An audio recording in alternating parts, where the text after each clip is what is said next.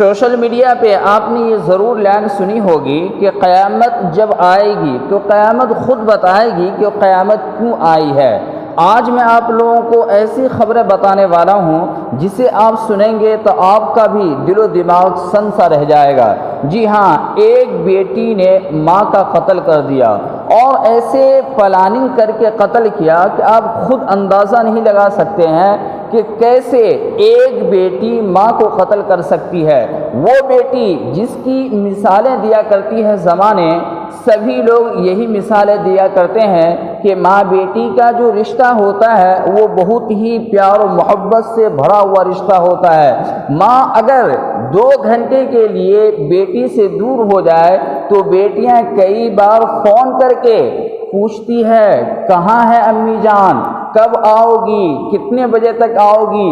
اتنا ان کا دل مچل رہا ہوتا ہے، کیونکہ ماں بیٹی کا رشتہ ہی کچھ ایسا ہوتا ہے۔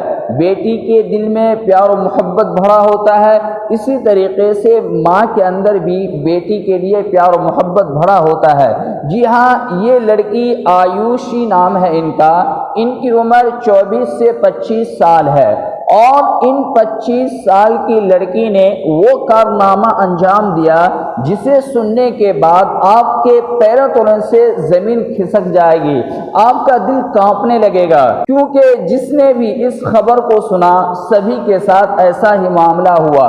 پہلی بات تو یہ کہ جیسے ہی یہ الفاظ سننے کو ملتے ہیں کہ ایک بیٹی نے ماں کا قتل کر دیا، تبھی دل میں ایک لرزہ سا پیدا ہو جاتا ہے، دماغ سنسا رہ جاتا ہے کہ کیسے ایک بیٹی اپنی ماں کا قتل کر دے، اور وہ بھی صرف اور صرف لالچ کی وجہ سے، وہ صرف اور صرف مال و دولت کی وجہ سے۔ جی ہاں، آیوشی کی جو ماں تھی وہ ایک سرکاری جاب کیا کرتی تھی، تو بیٹی چاہتی تھی کہ وہ سرکاری جاب ہمیں مل جائے، جس کی وجہ سے انہوں نے اپنی ماں کی قتل کا پلاننگ کی، تاکہ اگر ہماری ماں مر جائے گی تو وہ نوکری ہمیں ملے گی۔ اور یہ جو آیوشی ملک کی ماں ہے نیرج شرما، ان کو بھی نوکری ایسے ہی ملا تھا کہ آیوشی کے جب ابا انتقال کر گئے تب جا کر آیوشی کی ماں نیرج شرما کو یہ نوکری ملی تھی۔ اب بیٹی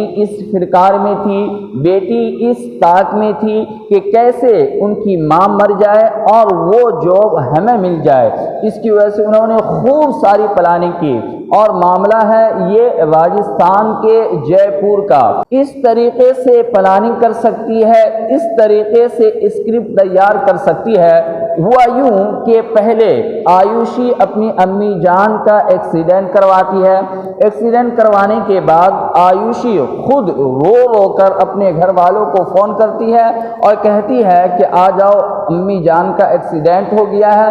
تو جیسے ہی ان کے رشتہ دار نیرج شرما کے جو بھی رشتہ دار تھے وہ آئے، لے جاتے جاتے ان کا انتقال ہو چکا، وہ اس دار فانی سے رخصت ہو گئی، پر جو آیوشی تھی وہ اپنے پلاننگ میں کامیاب ہو گئی۔ اور میں آپ کو بتا دوں، آیوشی کئی سالوں سے اپنے گھر سے دور رہا کرتی تھی، اپنے تاؤ کے لڑکے کے ساتھ، بلرام ان کا نام تھا، ان کے ساتھ رہا کرتی تھی۔ ان کے خاندان میں ایک شخص تھا جن کے دماغ میں کچھ کھٹکا، انہوں نے پرشاسن کو فون کیا، پولیس کو فون کیا کہ ذرا آپ اس ایکسیڈنٹ کی تحقیقات کریں۔ جب پرشاسن اس ایکسیڈنٹ کی تحقیقات کرتے ہیں تو معلوم یہ چلتا ہے کہ آیوشی نے ہی خود اپنی ماں کا ایکسیڈنٹ کروایا، چونکہ جس اسکارپیو سے اپنی ماں کا ایکسیڈنٹ کروایا وہ رونگ سائڈ میں تھی، اور رونگ سائڈ میں تھی، پہلی بات۔